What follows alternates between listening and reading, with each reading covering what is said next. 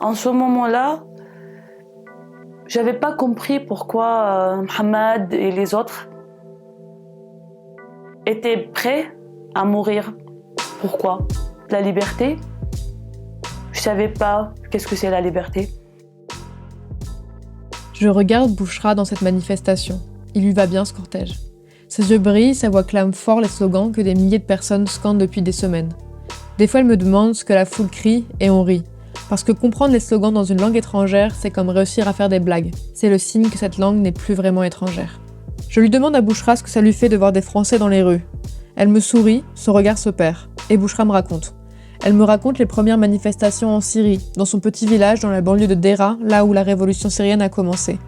Elle me raconte les après-midi passés derrière la fenêtre de sa cuisine, à regarder les hommes défiler dans la rue. Elle me raconte la flamme qui s'est allumée dans sa poitrine, celle qui lui a donné envie de sortir dans la rue et de crier à Bachar al-Assad d'arrêter de torturer et de tuer ses camarades de classe. Mais Bouchra ne sortira pas cette fois, parce que sa place n'est pas auprès des hommes, mais avec les autres femmes de sa famille à l'intérieur. Bouchra a 18 ans quand la révolution commence, elle vient d'une famille conservatrice d'un milieu rural du sud du pays. Son récit s'entrechoque et se croise avec ceux d'autres Syriens que j'ai rencontrés. Il y avait cette femme qui sortait dans les rues avec ses frères et sœurs, il y a ce petit garçon qui avait 8 ans quand la révolution a commencé, que son père a hissé sur ses épaules pour mieux voir la foule crier pour la liberté et la dignité du peuple syrien. Il y en a des millions qui ont vécu la révolution syrienne, chacun à leur manière, et j'ai voulu entendre leurs récits, pour que la Syrie ne rime plus dans nos têtes qu'avec guerre, Daesh ou réfugiés, pour qu'elle soit aussi des histoires, une voix qui tremble ou des rires. Je m'appelle Jeannette, et l'exil le plus proche dans ma vie, c'est celui de ma grand-mère pendant le débarquement en 1944 en Normandie. Pas vraiment d'actualité. Mais les récits des personnes exilées que j'ai rencontrées et que j'ai entendues ont changé ma manière de percevoir et d'agir. Et être une femme blanche et française, ça me donne certains privilèges que j'ai décidé de mettre au service des voix et des histoires qu'on n'entend pas assez. Et pour ce nouvel épisode, on rencontre Bouchra. Bouchra va parler de violence et d'autres événements pouvant heurter la sensibilité de certains et certaines. Je vous invite à vous rapporter à la description de l'épisode pour en savoir plus.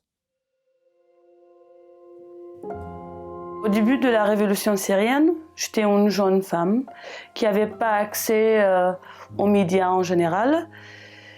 J'avais juste entendu des bruits de couloir, qu'il y avait quelque chose de ouf qui s'est passé, mais je ne savais pas exactement ce que c'était.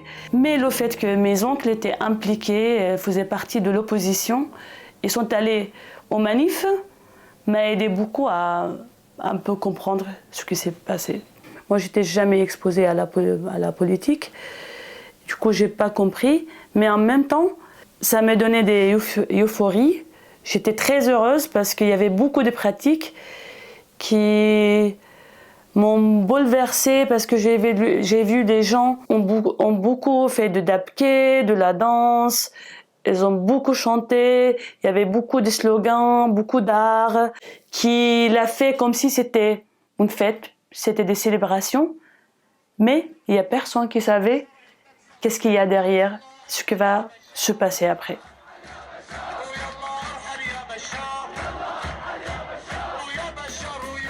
Bachar m'a laissé pas beaucoup de temps pour profiter de ses pratiques, de la joie que j'ai vue dans les manifs, parce que le premier assassinat de mon village est arrivé. C'était le 25 mars, quand Mohamed Najdat est arrivé, sans vie, à mon village. C'était Mohamed Najdat avec qui je fais mon école première. On était toujours en compétition. Je voulais toujours faire mieux parce que je sentais au fond de moi qu'il était un homme. Il va avoir beaucoup de crédit, mais moi non. Je voulais absolument le battre et j'ai pris beaucoup de plaisir de faire de compétition avec un homme parce que forcément ma famille n'était pas au courant. Mais en fait, elle était très douée en matière scientifique et moi non, mais j'ai trop essayé quand même. Je voulais vraiment continuer cette compétition, mais la ségrégation entre les femmes et l'homme m'a laissé pas profiter de ça parce que au secondaire, elles m'ont séparée, j'étais juste avec les femmes et lui il est resté avec les hommes.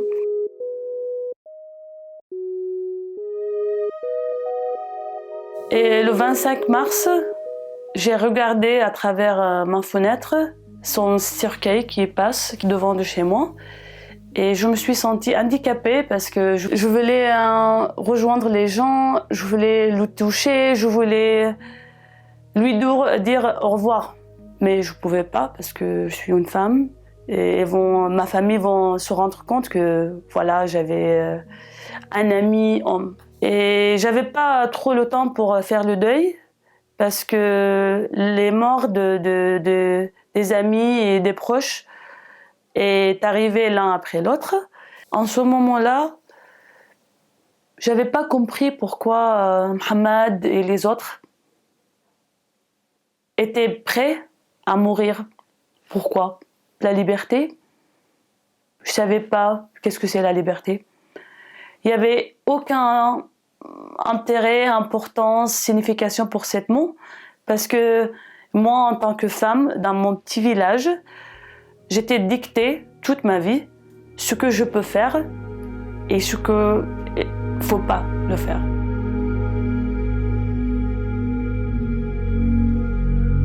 La mort qui était la plus choquante pour moi, c'était de Nadir. Elle était un mec, j'avoue, très canon, hors de ma portée, que j'ai aimé parce qu'elles habitaient juste à côté de mon école secondaire. Je les regardais tous les jours en passant devant l'école. Je voulais vraiment lui parler, je voulais vraiment lui dire que je t'aime fort. Même si j'étais jeune, mais je savais que j'avais des émotions, j'avais des passions pour cette personne. Mais je pouvais pas, pour des raisons évidentes. Cette mort m'a bouleversée parce que c'était juste 2 mois après la mort de Mohamed. J'étais pas du tout prête à prendre d'autres nouvelles. Et du coup, ce régime criminel le renvoyait au village, sans vie, brutalement torturé. Ils l'ont arraché les ongles, ils ont éteint leurs cigarettes sur son corps. Il y avait beaucoup de traces de brûlures partout sur son corps. Elle était déjà morte il y avait quelques jours. La révolution syrienne a commencé en mars 2011, par une première manifestation à Damas, la capitale du pays, le 15 mars. Pendant ce temps-là, à Dera, la ville à côté de chez Bouchra, des enfants ont disparu, arrêtés par le régime pour avoir tagué sur un mur « Ton tour arrive, docteur », en référence aux révolutions en cours en Égypte, en Libye et en Tunisie. Alors que des rumeurs de torture et de sévices sexuels se propagent, un groupe de parents se rend chez le chef de la branche locale de la sécurité politique. Ils leur répondent d'oublier leurs enfants et de retourner s'occuper de leurs femmes. C'en est trop. Un groupe de personnes décide de se réunir le 15 mars dans le silence par peur de la répression. 3 jours plus tard, une seconde manifestation de plus grande ampleur a lieu. Elle est réprimée dans la violence par une unité antiterroriste appelée en renfort. 2 jours après, la plupart des enfants sont libérés, portant de nombreuses traces de torture. Les manifestations pacifiques se multiplient et gagnent d'autres villes. Elles demandent la chute du régime et la liberté du peuple syrien. Mohamed Najat, le camarade de Bouchra torturé et tué, a fait partie d'une vague d'arrestations massives par les forces du régime. J'ai beaucoup pleuré, j'étais dévastée, mais en ce moment-là, il fallait que je passe mon bac. Et je savais, moi, que j'aimais l'éducation. Je savais pas exactement pourquoi, mais je voulais absolument le faire. Mais pour pouvoir faire le bac dans mon village, il faut aller à Daraa, à la ville. Et en ce moment, il y avait beaucoup de checkpoints, il y avait beaucoup de militaires partout. Et ils sont tous des hommes. Et ma famille était complètement contre le fait que j'y aille et je fasse les examens, mais je voulais absolument. Et du coup, je l'ai convaincu et j'ai commencé à y aller. J'ai pas très bien fait parce que j'étais perturbée, il y avait la guerre. Elles m'ont dit toute ma vie que t'es une femme, tu vas pas bénéficier du fait que tu vas faire le bac, que tu vas le faire pour rien, quoi.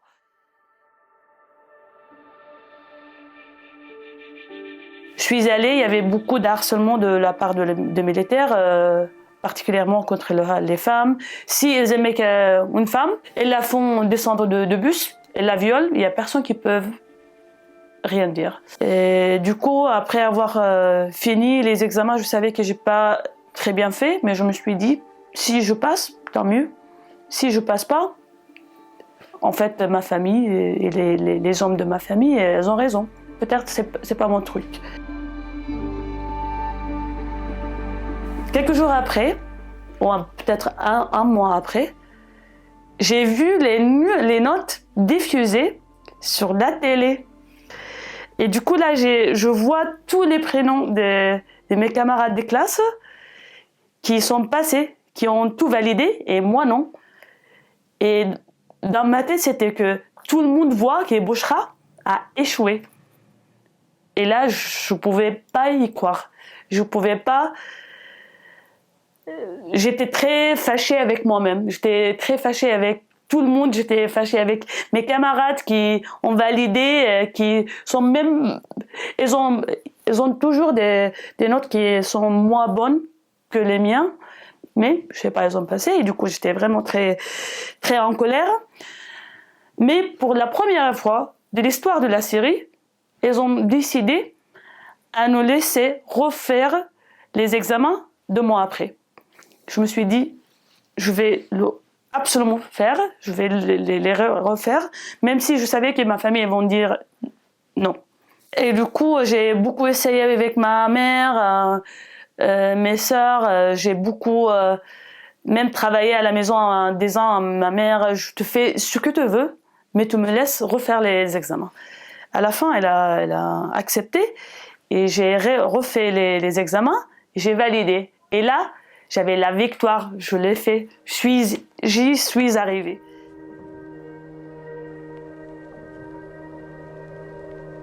Après le bac, j'avais un peu d'espace dans ma tête pour réfléchir un peu de ce que se passe, parce que je voyais qu'il y avait de descentes de la part de militaires, il y avait de bombardements, il y avait beaucoup des attaques aériennes. On a passé beaucoup de temps au sous-sol, chez les voisins pour éviter de mourir. Mais en fait, moi, j'avais pas peur. Je comprenais pas pourquoi j'avais pas peur.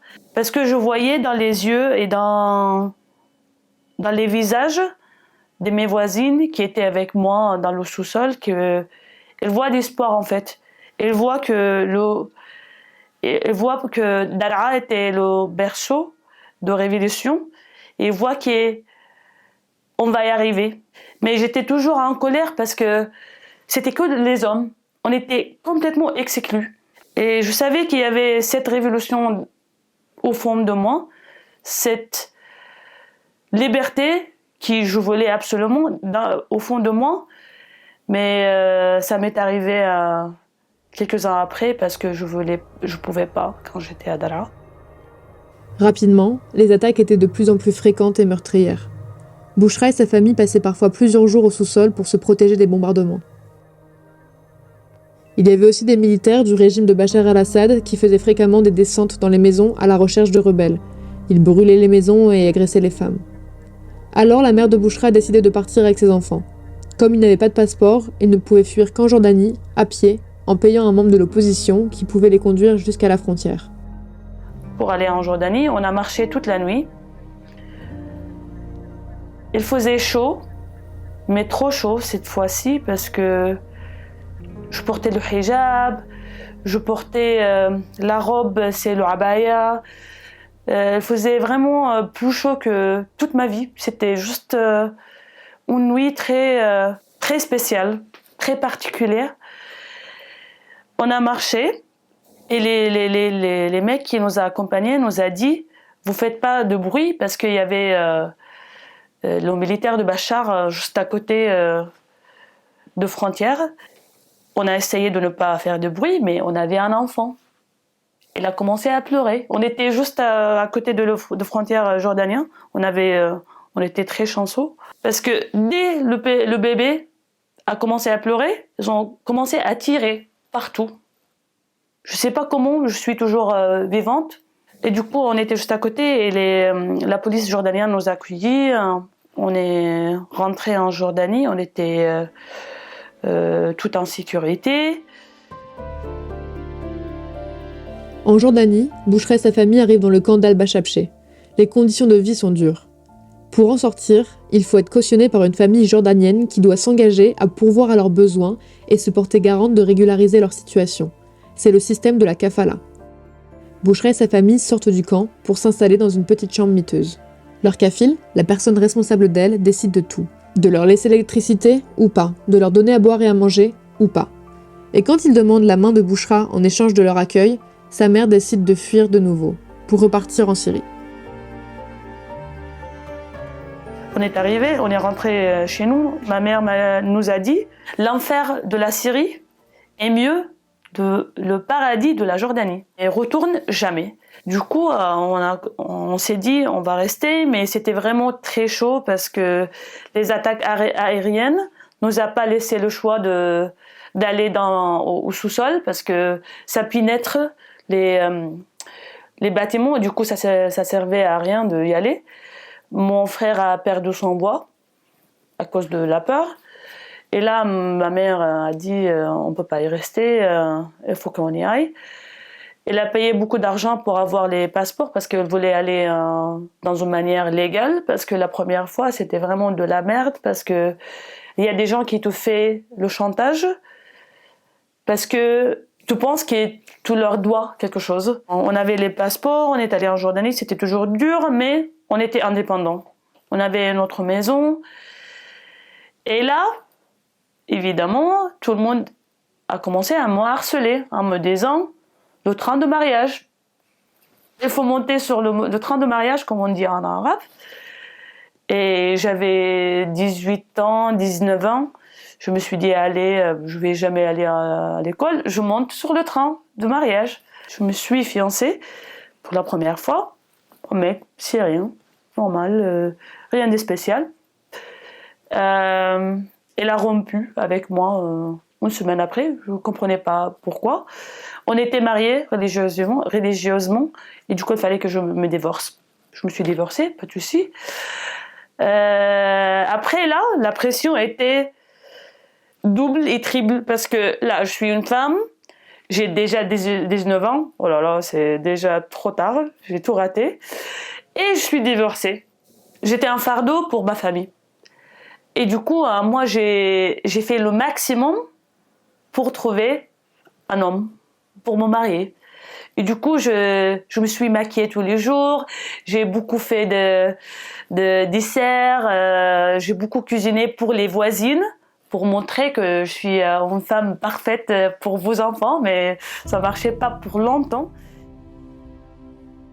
Un jour, la propriétaire de l'appartement de Bouchra et sa famille lui propose d'épouser son fils, un jeune homme éduqué avec une bonne situation. Les parents des deux familles s'arrangent et Bouchra se marie une deuxième fois. Après, elle était en train de m'appeler tout le temps et je lui dis je comprends pas comment tu peux m'appeler tout le temps, tu es un ingénieur. Pour moi, c'était un ingénieur, waouh, c'est quelqu'un qui est un Superman, qui est super éduqué. Elle m'a dit en fait, moi je travaille pas. Je lui dis c'est pas grave, tu es un ingénieur, tu peux trouver un travail. Elle m'a dit en fait j'ai menti, je voulais être un ingénieur mais je suis pas. Et là, je pouvais pas couper la relation parce que je suis déjà divorcée.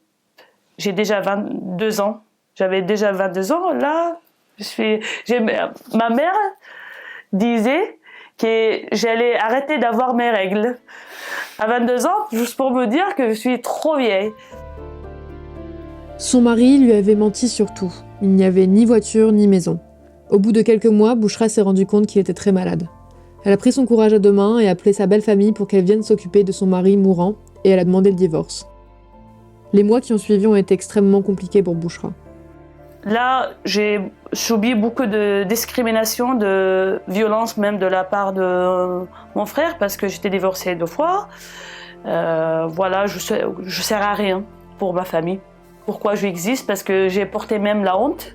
Parce qu'il y a 2 divorces en de temps très limité.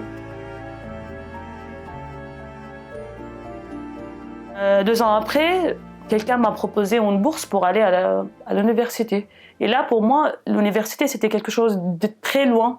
Ça faisait 5 ans que j'ai même pas porté un stylo. J'ai jamais lu un livre.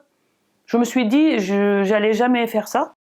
Mais heureusement, il y avait cette personne qui m'a proposé une bourse. Elle était le manager, le directeur de travail de mon père. Elle m'a proposé la bourse.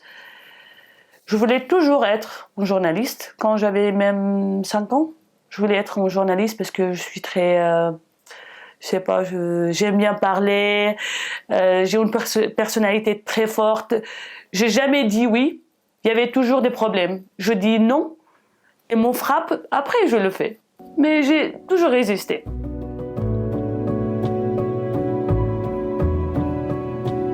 Et du coup, je suis allée à la fac, je voulais postuler pour le journalisme, mais je me suis rappelé qu'il y avait quelqu'un qui se foutait de ma gueule parce que je savais pas qu'est-ce que ça veut dire.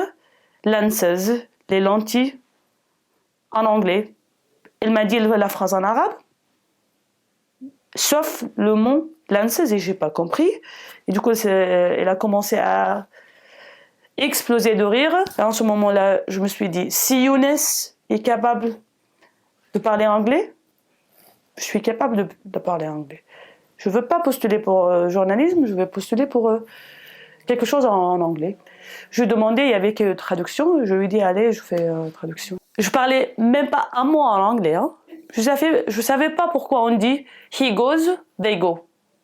Et je demandais au prof, pourquoi on dit she goes, mais they go? Ils m'ont dit, mais Bouchra, si tu sais pas ça, je pense pas que ça c'est ta place. Il faut faire autre chose en arabe. J'étais blessée, mais j'ai pas capitulé. Après, il y avait un dicté. Elle nous a dicté 10 mots en anglais. C'était des mots chiants. C'était initiation, initiative, des trucs qui ont beaucoup de lettres qui se ressemblent trop. Et du coup, j'ai eu 1 sur 10. Et moi, je suis très compétitrice. Tout le monde a eu, je sais pas, 9, 10, et moi, j'ai eu 1 sur 10. J'ai jamais eu cette note. Et là, je me suis dit, c'est fini. Et du coup, j'ai travaillé jour et nuit pour y arriver, parce que c'était pas possible que j'arrive pas à parler anglais, et parce qu'il y avait un défi dans ma tête de battre Younes et de battre les gens qui ont eu 10. C'est pas possible pour moi. Et le deuxième semestre, jusqu'à la fin de mon bachelor de 4 ans, j'étais la meilleure de classe. Et j'avais une bourse de 45% de réduction sur les frais. Voilà, je parlais parfaitement anglais le dernier semestre, parfaitement espagnol, beaucoup mieux que Younes. Alors Bouchra a travaillé d'arrache-pied pour pouvoir s'émanciper. Elle a décidé de quitter sa famille et s'est installée seule dans un appartement. Au fil des rencontres, Bouchra a découvert un autre monde, et elle s'est intéressée à des sujets auxquels elle n'avait jamais eu accès. Ses idées politiques et religieuses ont évolué et ont scellé la séparation avec sa famille. Je portais plus le hijab, mais ma famille ne savait pas que je portais pas le hijab. Ne savait pas que j'avais des idées différentes par rapport à la religion, par rapport à la politique, par rapport le fait que moi, j'accepte pas que vous dites tu peux pas être ami avec quelqu'un qui est gay. J'accepte pas que vous me dites tu t'habilles comme ça ou tu parles comme ça. Non, là, c'était fini. L'époque de la société qui décide ce que je vais être. Et moi, je suis très sociable. Ma mère me disait toute ma vie, je peux mettre une pierre devant toi et tu peux lui faire parler. Moi, c'est la seule chose que je suis très sûre de pouvoir faire. J'ai construit un network très grand, très solide en Jordanie. Et à un moment donné, j'ai rencontré quelqu'un de très important à l'ambassade française. Il m'a entendu parler anglais, espagnol et arabe. En fait, je savais pas que je suis douée en langue. Je suis très reconnaissante pour Younes, qui m'a fait prendre ce chemin-là. Parce que c'était ça qui a attiré l'attention de l'ambassade française, que je parle de langue. J'ai un profil qui peut correspondre à une bourse qui est super importante en France. Et j'ai candidaté. J'ai eu la bourse. J'ai pris un avion pour la première fois. J'étais fascinée. C'était même marrant parce que tout le monde était très choqué, que j'étais très fascinée par l'avion. Qu'est-ce que c'est? C'est quelque chose de normal. Mais c'est normal pour elles, pour ces personnes. Parce que pour moi, c'était quelque chose de même pas imaginable. Moi, j'étais à Daraa, j'étais dans mon petit village. L'éducation était très mauvaise. C'était délaissé. C'était pas quelque chose. C'était pas une priorité, particulièrement pour les femmes. Et je suis arrivée. Je me suis dit, j'y suis arrivée. Je suis à Paris, mais j'arrive. Je suis dans la gare de Nord. Je parle pas français. Je sais rien. Je demande à un monsieur, bonjour monsieur, avec un français très cassé parce que voilà, j'ai appris juste quelques mots pour m'en sortir, mais je savais pas trop. Et du coup, je savais, il faut dire vous. Du coup, ça s'est fait. J'ai dit vous pouvez m'aider à trouver le RER. Moi, je comprenais pas qu'est-ce que c'est le RER. Le train, le tram, le RER, l'avion. C'était trop pour moi, c'était beaucoup. Je dis au monsieur, est-ce que vous pouvez m'aider? Elle me regarde, elle me dit, il y a des panneaux, madame, lisez les panneaux. Et là, je me dis, ça va être trop dur, c'est très difficile. J'ai pleuré parce que, voilà, je savais pas quoi faire, mais en même temps, c'était ma victoire. J'étais contente quand même que, allez, je suis arrivée. J'ai pris le train pour aller à Caen et c'était très marrant parce que, voilà, chez moi, t'arrives, tu prends le siège que tu veux. Et du coup, je suis arrivée. Je savais pas, il y avait de première, deuxième classe. Hein. Je suis arrivée, je me suis assise aux premières classes. Et du coup, il y avait une femme qui est arrivée, qui m'a dit, Madame, c'est ma place. Je n'ai pas compris. J'ai dit non, je suis arrivée first. Je reste. Elle m'a dit non, non, non, regardez le billet, c'est pas à votre place. J'ai dit non, jamais de la vie. Et du coup, c'était très marrant parce que j'ai fini en comprenant, mais voilà, c'était marrant. Bouchra est partie directement à Caen en Normandie pour apprendre le français. La première fois qu'elle arrivait sur le campus, tous ses étudiants l'ont impressionnée. La culture, c'est une accumulation, comme elle dit. Bouchra, elle, n'avait jamais lu le livre. Mais elle a appris, et elle s'est armée de sa sociabilité pour faire face à ce nouveau monde.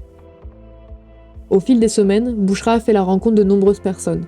Elle a aussi trouvé une autre famille, qu'elle a choisie. Et des gens lui ont parlé de Sciences Po. Bouchra a un nouvel objectif, intégrer cette école. Sciences Po, Sciences Po, Sciences Po, parce que j'ai entendu parler. C'est pas parce que Sciences Po c'est la meilleure école du monde, c'était juste que je veux Sciences Po, je vais avoir Sciences Po. Je vais pas postuler d'autre chose. J'ai postulé pour Sciences Po. Quelques mois après, j'étais prise. Je vais partir à Paris. Mais là, le choc arrive que ma bourse m'ont dit « Ah non, désolé, il faut changer parce qu'on couvre que les universités publiques. » J'ai dit « Non, jamais de la vie. Ça, je vais le faire. » Et du coup, j'ai envoyé beaucoup des mails. J'ai harcelé Sciences Po en disant que je suis demandeuse d'asile. Voilà. Je l'ai, j'ai Sciences Po, j'ai l'acceptation et je le mérite. Et j'ai harcelé Sciences Po, j'ai beaucoup envoyé des mails. Et à la fin, ils m'ont exonéré de frais de scolarité. Et je suis arrivée à Paris, la ville de lumière. Et là, c'était en fait un choc culturel beaucoup plus grand. Je suis arrivée à 27 rue Saint-Guillaume, en plein Paris, à boulevard de Saint-Germain, un truc que j'avais vu sur la télé en fait. Je marche dans la rue, je vois la Seine, je vois Notre-Dame, Tour Eiffel, c'est toujours fascinant. Et là, je suis Sciences Po, et là, je fais la compétition avec les intellectuels les plus forts du monde. Et du coup, tout est possible quand on a la volonté et un peu un esprit de compétition. Mais parfois, ça peut être un peu, comment dire, harmful. Il faut avoir la modération pour, voilà. Alors, khalas. Ça y est, Bouchra est étudiante en master à Sciences Po. Ses objectifs ont encore évolué et elle s'investit tous les jours dans de nombreuses actions en lien avec la Syrie pour que la révolution syrienne continue. En ce moment, Bachar est en train de normaliser avec les autres pays. Mais il faut que tout le monde sache ce qu'il a fait, les crimes qu'il a commis. On ne peut pas laisser tomber, on ne peut pas oublier ce qu'il a fait. Si on arrête de se battre, la mort de Mohamed, de Nadir, et tous qui sont morts, qui sont torturés, qui sont disparus, n'auront servi à rien.